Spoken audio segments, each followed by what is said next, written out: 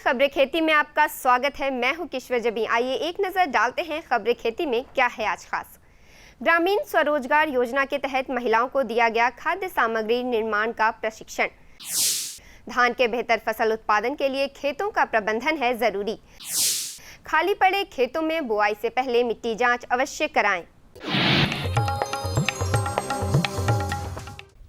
राज्य के महिला कृषकों को आत्मनिर्भर बनाने के उद्देश्य से ग्रामीण स्वरोजगार योजना के तहत हाजीपुर में रूट सेड संस्था द्वारा 13 दिवसीय प्रशिक्षण कार्यक्रम शुरू किया गया, जिसमें 35 महिलाओं ने भाग लिया।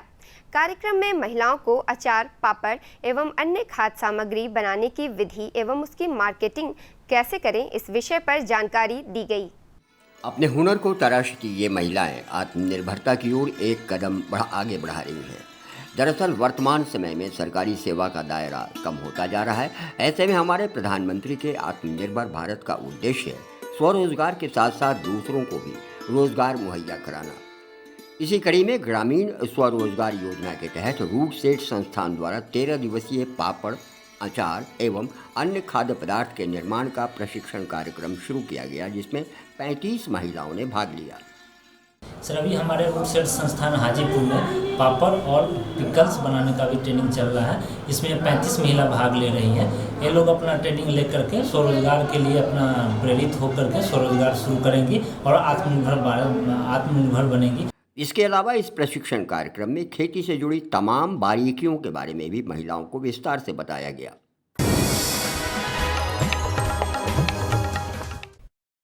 धान की खेती का सीजन शुरू हो चुका है। ऐसे में अच्छी फसल उत्पादन के लिए किसानों को बुआई शुरू करने से पहले कुछ बातों पर ध्यान देना ज़रूरी है। धान की फसल के लिए पहली जुताई मिट्टी पलटने वाले हल से तथा 2 से 3 जुताई कल्टीवेटर से करके खेत तैयार करना चाहिए। साथ ही खेत की मजबूत मेड़बंदी कर देनी चाहिए ताकि वर्षा का पानी अधिक समय तक संचित किया जा सके। इसके अलावा रोपाई से पहले खेत में पानी भरकर जुताई कर दें और जुताई करते समय खेत को समतल कर लेना चाहिए। किसान भाई, फसल कटाई के बाद आपकी खेत खाली पड़ी होगी। अगली फसल की बुआई से पहले मिट्टी की जांच अवश्य करा लें। मिट्टी परीक्षण का उद्देश्य भूमि की उर्वरता मापना है। साथ ही ये भी पता करना है कि उस भूमि में कौन से पोषक तत्वों की कमी है। किसान भाई स्थानीय प्रयोगशाला में जाकर मिट्टी की जांच करा सकते हैं। बढ़ती सघन खेती एवं उत्पादन में वृद्धि के कारण खेतों की मिट्टी में मौजूद पोषक तत्व की लगातार कमी हो गई है। इतना ही नहीं, उर्वरकों एवं रासायनिक खादों द्वारा भी उनकी पूर्ति नहीं होने के कारण भूमि की उर्वरा शक्ति क्षीण होती जा रही है।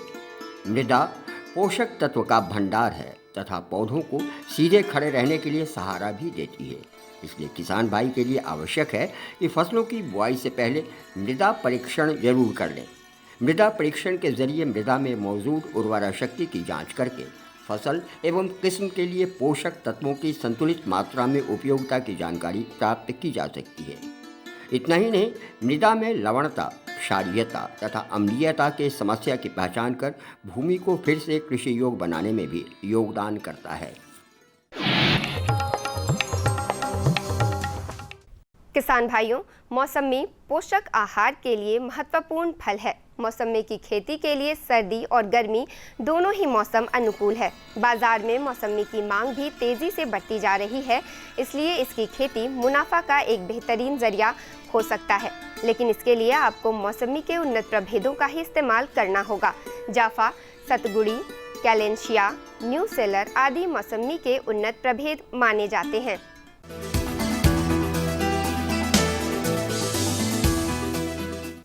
खेती में जिस प्रकार दिन प्रतिदिन बढ़ती लागत को लेकर किसान परेशान हैं, उसे देखते हुए यदि किसान उपलब्ध संसाधनों में अंतर्वर्ती फसल उत्पादन प्रणाली को अपनाया जाए तो पारंपरिक फसल पद्धति की अपेक्षा प्रति इकाई क्षेत्रफल में अधिक लाभ प्राप्त किया जा सकता है। सफलता की आज की कड़ी में हम आपको वैशाली जिले के एक ऐसे ही प्रगतिशील किसान विजेंद्र प्रसाद शर्मा से मुलाकात करा रहे हैं, जो सूरजमुखी के साथ साथ मूंग की भी खेती कर रहे हैं। विजेंद्र बताते हैं, इस तरह से खेती करने पर एक ही लागत में 2 फसल आराम से प्राप्त किया जा सकता है।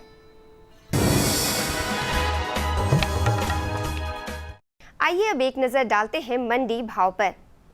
आइए एक नज़र डालते हैं राजधानी पटना के अंटाघाट थोक सब्जी मंडी में और जानते हैं हरी सब्जियों के ताज़ा भाव।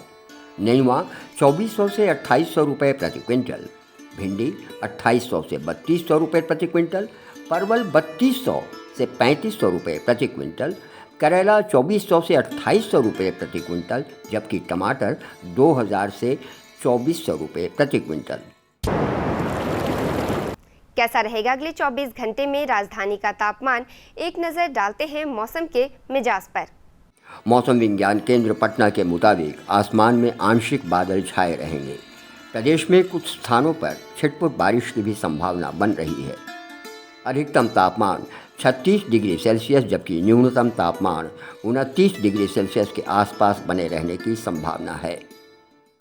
अभी आपने कृषि समाचार देखा, जिसमें उन्नत प्रभेदों, मंडी के ताज़ा भाव और मौसम के मिजाज की जानकारी ली। यहाँ रुकेंगे एक छोटे से विराम के लिए, आप कहीं मत जाइएगा, हम जल्द होंगे हाजिर। प्रधानमंत्री किसान सम्मान निधि, उसका लाभ उन किसानों को मिलेगा जिनके पास 5 एकड़ से कम भूमि है। आजादी के बाद देश के इतिहास में किसानों के लिए बनी ये सबसे बड़ी योजना है। प्रधानमंत्री किसान सम्मान निधि। इस योजना के तहत 2 हेक्टेयर तक की जोत वाले किसान परिवार को 6,000 रुपए का सालाना भुगतान होगा, जो पात्र किसानों को 2-2 हजार की 3 किश्तों में सीधा उनके खातों में जमा होगा। इन पात्र परिवारों का चयन राज्य सरकार कर रही है। इस योजना का पूरा खर्च भारत सरकार वहन कर रही है। सम्मान, जिस पर हमेशा अन्नदाता का हक था, उसे अब वो सीने पर लगाकर घूम भी सकेगा। प्रधानमंत्री किसान सम्मान निधि, किसान की किसानी का नया अभिमान। कार्यक्रम में आपका एक बार फिर से स्वागत है। आप देख रहे हैं कृषि दर्शन। वक्त के साथ खेती करने के तौर तरीके भी पहले से बदल रहे हैं और ये ज़रूरी भी है। इन बदलते तरीकों को अपनाने के साथ साथ हमारे किसान भाई कई अन्य व्यवसाय को भी अपनाकर अपनी आमदनी को बढ़ा रहे हैं। इनमें से एक है मशरूम की खेती, जिसकी मांग बाज़ार में काफ़ी बढ़ रही है। स्वाद से भरपूर मशरूम के कई प्रकार हैं। इसकी खेती सालों भर की जा सकती है, जो कि आमदनी का एक अच्छा ज़रिया है। वे किसान भाई जो मशरूम की खेती इस मौसम में करना चाहते हैं, वे किस प्रकार से इसकी खेती करें, बता रही हैं विशेषज्ञ कुमारी अमृता सिन्हा। किसान भाइयों नमस्कार। कृषि दर्शन कार्यक्रम में एक बार फिर से आपका स्वागत है। किसान भाइयों, जब हम बात करते हैं सब्जियों की और चटकदार सब्जियां, महंगी सब्जियां, स्वादिष्ट सब्जियों की जब चर्चा होती है, तो भला मशरूम को कैसे छोड़ दिया जाए। कीमत भी अच्छी है बाज़ार में और लोग बड़े चाव से खाते भी हैं। खास करके शाकाहारी लोगों के लिए शाकाहारी मीट कहा जाता है मशरूम को, जो शाकाहार हैं। तो इसलिए मशरूम की कीमत भी अच्छी है, उपज भी अच्छी होती है। खरीफ मौसम में मशरूम की खेती कैसे की जाए, क्या क्या ध्यान रखा जाए, इस विषय पर बात करने के लिए हमारे साथ मौजूद हैं कृषि विज्ञान केंद्र की डॉक्टर अमृता सिन्हा। मैडम, आपका हमारे कार्यक्रम में स्वागत है। खरीफ के मौसम में मशरूम की खेती पर जब हम चर्चा करते हैं, वैसे तो मशरूम अब सालों भर मिलता है मैडम, तो खरीफ में जब हम चर्चा करते हैं तो चूँकि मौसम अब जो हमारा गर्मी का मौसम है, इसमें मशरूम थोड़ा महंगा भी होता है और सारे किस्म को हम उगा भी नहीं पाते हैं इसमें। तो खरीफ में क्या फ़ायदा है और क्या नुकसान है मशरूम की खेती करने से, पहले इसको हमको बता दें। बहुत अच्छा सवाल आपने किया शांति भूषण जी, और सारे किसान भाइयों को नमस्कार। ये जो हमारा मशरूम की खेती जो हम लोग पूरे साल करते हैं, वो सबसे पहले कि मशरूम किस तरह से हम लोग खेती करते हैं और ख़ासकर खरीफ में जो हम लोग अभी का मौसम चल रहा है, उसमें हम लोग किस तरह से मशरूम की खेती करेंगे। खरीफ के मौसम में बहुत ज़्यादा टेम्परेचर का उतार चढ़ाव होता है, कभी बहुत मौसम ठंडा हो जाता है और कभी मौसम बहुत गर्म हो जाता है। तो उस चीज़ को हमको ध्यान रखना है, क्योंकि वो फंगस है जो बहुत जल्दी वो सड़ने का डर रहता है, गलने का डर रहता है, बहुत सारे बीमारी उससे अट्रैक्ट कर लेता है क्योंकि वो बहुत जल्दी फैलता है और बहुत जल्दी आकर्षित करता है। तो उसमें उस चीज़ को ध्यान रखना है। जब हमारा तापमान बहुत ज़्यादा हो जाएगा तो हमारा पानी का कमी होने लगेगा, मशरूम सूखने लग जाएगा, तो हम ज़्यादा से ज़्यादा वो ख़राब होने लग जाएगा और हमारा मशरूम नहीं निकल पाएगा। और जब हमारा टेम्परेचर कम होगा तो उसमें ध्यान रखना है, टेम्परेचर इसमें तो कम ही की ज़रूरत है। ज़्यादातर मशरूम हमारा कम आर्द्रता मतलब कम टेम्परेचर में अच्छी तरीके से होता है, लेकिन इसमें एक नमी का भी होता है कि अगर बहुत ज़्यादा हमारा आर्द्रता बढ़ जाए, इसका मशरूम का जो एक लिमिटेशन हो, एक स्टैंडर्ड होता है, वो जो 80 से 85% का नमी होना चाहिए मशरूम में उसको उगाने के लिए। तो उस चीज़ को मेंटेन करके रखना है, उस चीज़ को ध्यान में रखना है, नहीं तो बहुत सारी बीमारी होने लगेगा, वो मशरूम काला होने लगेगा और हमारा जो प्रोडक्शन है वो कम हो जाएगा और हमारे किसान भाई को थोड़ा सा प्रॉब्लम फेस करना पड़ेगा। तो इस चीज़ को ध्यान रखना है। और सबसे पहले कि खरीफ में हम लोग अगर ऑयस्टर की बात करते हैं तो उसमें हम लोग को 20 से 25 डिग्री सेल्सियस टेम्परेचर मेंटेन करके रखना है और उसमें आर्द्रता होनी चाहिए 80 से 85%। तो उस चीज़ को ध्यान रखना है। और मिल्की तो हम लोग कहते हैं कि गर्मी में ही मिल्की जो मशरूम है गर्मी में ही उपजाया जाता है। इसमें तो 30 से 35% तापमान होना चाहिए और ये हम लोग को थोड़ा इसमें क्या होता है कि एक केसिंग करना पड़ता है। जो ऑयस्टर में थोड़ा जो टेक्निक्स है वो थोड़ा आसान है, जो हमारे किसान भाई थोड़ा जल्दी सीख लेते हैं और उस चीज़ को जल्दी से अपने घर में ला सकते हैं। और मशरूम की बात करते हैं, जब हम लोग खेती करते हैं तो उसके फ़ायदे क्या हैं, हम उसको किस तरह से अपने फ़ायदे में लाएंगे। सबसे पहले मशरूम घर की खेती है, इसमें खेतों की ज़रूरत नहीं पड़ती है। कम ज़मीन पे भी हम इसको घर की खेती कहा जाता है। इसमें ज़मीन ना भी रहे तब भी हम लोग घर में एक छोटे से कमरे में भी इसका खेती कर सकते हैं। तो ये बहुत बड़े हमारे किसान भाइयों के लिए फ़ायदे हैं, क्योंकि बहुत सारे किसान ऐसे होते हैं जिनको खेत नहीं होती है, जिनको ज़मीन नहीं होती है। तो उनको बहुत सारे नवयुवक हैं जो हम लोग सभी लोग जॉब नहीं कर पाते, नौकरी नहीं मिल पाती है, तो उन लोग को लगता है कौन से व्यवसाय करें जो हमें पैसा दे, आर्थिक स्थिति हमारा अच्छा हो। तो ये एक मशरूम बहुत अच्छा सोर्स है जिससे आप मशरूम की खेती करके आप अपना आर्थिक स्थिति सुधार सकते हैं। तो इसमें क्या है कि आप घर में एक रूम में भी आप अपना खेती कर सकते हैं, मशरूम उपजा सकते हैं, उससे पैसे आप कमा सकते हैं। अगर किसान मतलब अभी जैसे बटन मशरूम की खेती हो रही है तो थोड़ा महंगा भी है और मेहनत भी ज़्यादा है, उसके लिए ट्रेंड होना भी चाहिए। लेकिन ऑयस्टर एक ऐसा वैरायटी है जहाँ आपके बातों से ऐसा लग रहा है, ऑयस्टर एक ऐसी वैरायटी है कि उसको आसानी से उगाया जा सकता है और बाज़ार में कीमत भी उतनी ही होती है। तो ऑयस्टर पर फोकस किया जाए, बिहार में बेहतर ऑयस्टर हो सकता है कि नहीं? हाँ, ऑयस्टर क्या है कि अगर हम लोग बहुत सारे किसान भाई शिक्षा बहुत अच्छे एजुकेशन नहीं होता है, वो लोग पढ़े लिखे नहीं होते हैं, तो वो लोग ऑयस्टर आराम से मतलब कि आसानी से कर सकते हैं खेती उसमें ज़्यादा टेक्निक्स की ज़रूरत नहीं होती है। ऑयस्टर एक ऐसा है कि बहुत कम टाइम में, बहुत कम लागत में और अच्छा इनकम देता है, अच्छा पैसा दे सकता है। अच्छा, उसमें भी सारा जितना बटन मशरूम ऑल ओवर जितना भी मशरूम है उससे सारा चीज़ जितना भी फ़ायदे हैं, जो न्यूट्रिशनल पोषक तत्व हैं, सारे ऑयस्टर में भी है।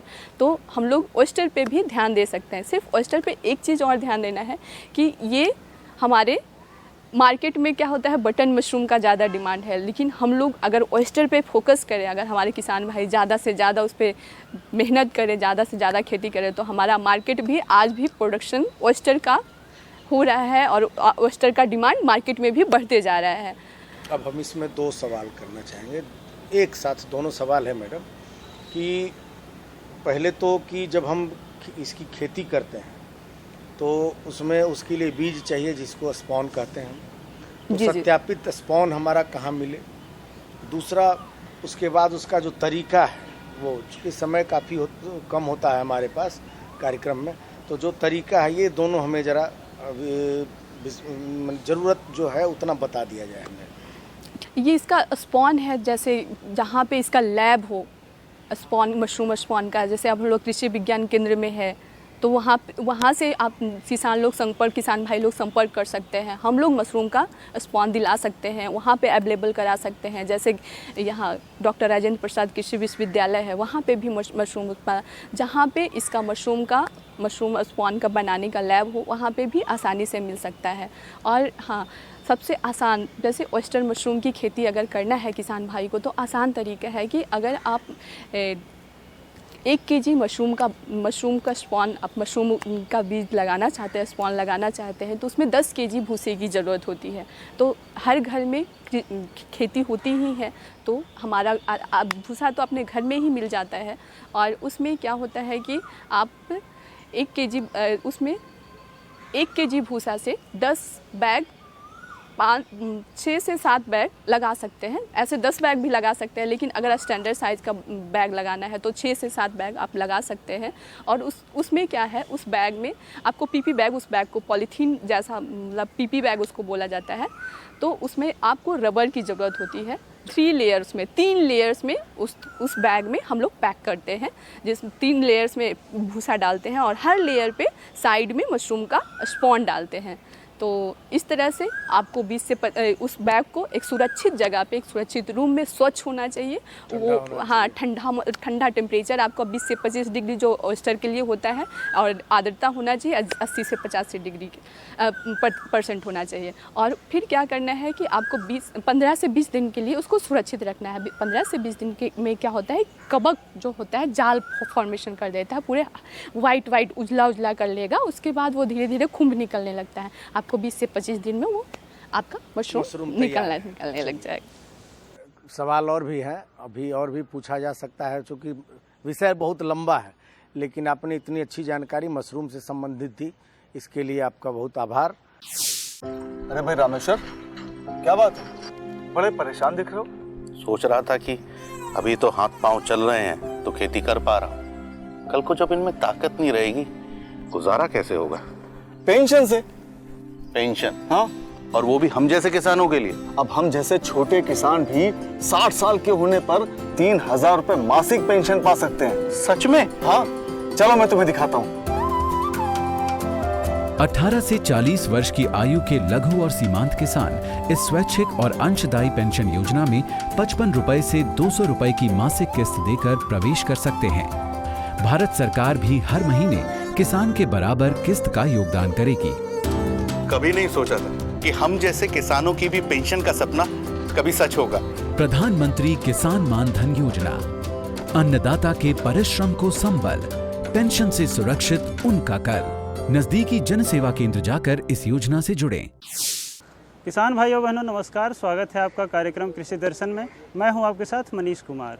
किसान भाइयों, अभी खरीफ का मौसम आ चुका है और समय है धान की खेती का। ऐसे में ज़रूरी हो जाता है कि धान के खेती के लिए नर्सरी प्रबंधन कैसे किया जाए, क्योंकि बिना नर्सरी प्रबंधन के खेती करना और पौधे उगाना लगभग असंभव के समान है। तो इसी बात पर चर्चा करेंगे। आज हमारे साथ मौजूद हैं हमारे विशेषज्ञ डॉक्टर SP सिन्हा, जो कि विभागाध्यक्ष हैं कृषि महाविद्यालय पूर्णिया में। तो सर, स्वागत है आपका हमारे कार्यक्रम में। सर, सबसे पहले हम जानना चाहेंगे कि जो नर्सरी प्रबंधन होता है धान की खेती के लिए, वो क्यों ज़रूरी है? जी, ऐसा है, धान की खेती के लिए नर्सरी प्रबंधन पे ध्यान रखना बहुत ज़रूरी होता है। क्योंकि ऐसा है किसान भाई, जब आप आदर्श बिचड़ा उगा लेंगे तभी धान की अच्छी पैदावार ले सकेंगे। और आदर्श बिचड़ा का कुछ गुण होता है, उस गुणों को जानना बहुत ज़रूरी होता है। आदर्श बिचड़ा छोटा होना चाहिए, मोटा होना चाहिए, भारी होना चाहिए, चौड़ी चौड़ी पत्तियों वाला होना चाहिए, गुच्छेदार जड़ वाला होना चाहिए और कीट व्याधि से मुक्त होना चाहिए। तो इस प्रकार का यदि आप बिचड़ा उगा सकेंगे और उगाने की तकनीक जान लेंगे तो निश्चित रूप से आपको धान की पैदावार ज़्यादा होगी और कम लागत में आप ज़्यादा से ज़्यादा पैदावार ले सकेंगे। तो सबसे पहली बात है कि नर्सरी प्रबंधन का सबसे पहला जो फर्स्ट स्टेप है वो किसान भाई आप भी जानते हैं कि धान का जो बीज होता है उसमें बीज में बीज जनित रोगों से निहित होता है, जिसको रोगाणु आप कह सकते हैं कि रोगाणु रहित होता है बीज। तो बीज में 2 तरह का, एक तो फफूंद जनित रोगाणु होता है और एक जो है जीवाणु जनित रोगाणु होता है। तो दोनों रोगाणुओं से दूर होने के लिए किसान भाई सबसे पहले धान के बीज का उपचार करना बहुत ज़रूरी है।